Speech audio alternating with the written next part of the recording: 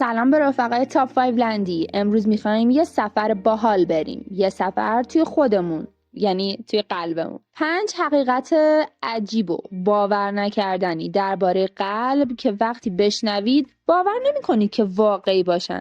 هر کدوم مثل یه معجزه‌ن و حقیقت پنجم قول میدم کاملا شوکتون کنه. پس محکم بشینید، کمربنداتون رو محکم ببندید که ضربانا داره میره بالا. حقیقت اول، قلب موتور بدون توقف. قلب شما در طول زندگی میلیاردها بار میتپه، یعنی هر لحظه هزاران بار خون رو به تمام بدن میفرسته. حتی وقتی خوابید، قلب مثل یک موتور بدون توقف کار میکنه و هیچ استراحتی نداره. تصور کنید این عضو کوچیک هر روز و هر شب میلیاردها بار زنده نگهتون میداره. عجیب و در عین حال شگفت انگیزه. وقتی بهش فکر میکنید انگار یه ماشین جادویی همیشه تو بدنتون روشنه.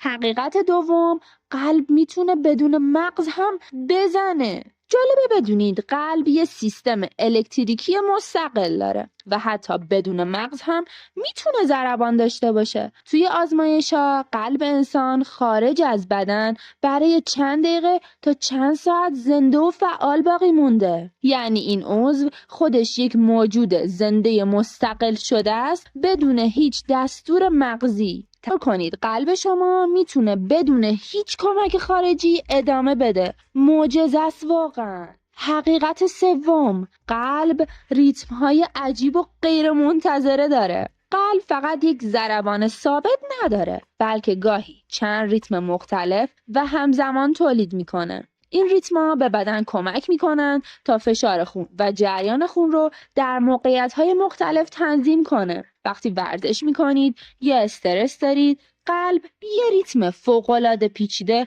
و هماهنگ ایجاد میکنه. واقعا مثل یه ارکستر کامل توی قفسه سینه‌تون عمل میکنه و همه اعضا با هم هماهنگن، حتی وقتی خودتون متوجه نیستی. حقیقت چهارم، قلب و احساسات رابطه‌ای که شوکه کننده است. یه شوک احساسی، غم یا حتی عشق میتونه قلب رو تحت تاثیر قرار بده. سندرم قلب شکسته وجود داره که قلب بعد از تجربه یک احساس شدید واقعا آسیب میبینه. ضربان سریع، فشار بالا یا درد قفسه سینه ممکن از عواقبش باشه. یعنی قلب شما با احساساتتون زندگی میکنه و گاهی هم قربانیشون میشه. باور کنید یه حس ساده میتونه ریتم قلبتون رو از هم بپاشه. وحشتناک و شگفت انگیزه. و حقیقت پنجم، قلب معجزه زنده خارج از بدن. در آزمایشگاه‌ها قلب انسان حتی خارج از بدن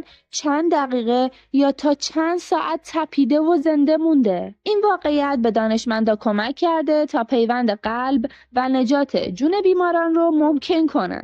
تصور کنید قلب شما بدون هیچ بدن و بدون هیچ کنترلی هنوز زنده و فعال باشه. این یکی واقعا ذهنتون رو منفجر میکنه. مثل یه عضو فوق‌العاده که قوانین طبیعت رو دور زده.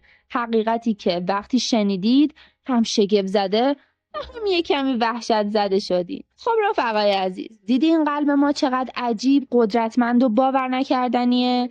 این 5 تا حقیقت فقط یه بخش کوچیک از معجزه‌ایه که هر روز توی قفسه سینمون جریان داره. اگه امروز شگفت زده شدین لایک کنید، کامنت بذارید و سابسکرایب کنید. تا ویدیوی بعدی، خدا نگهدارت.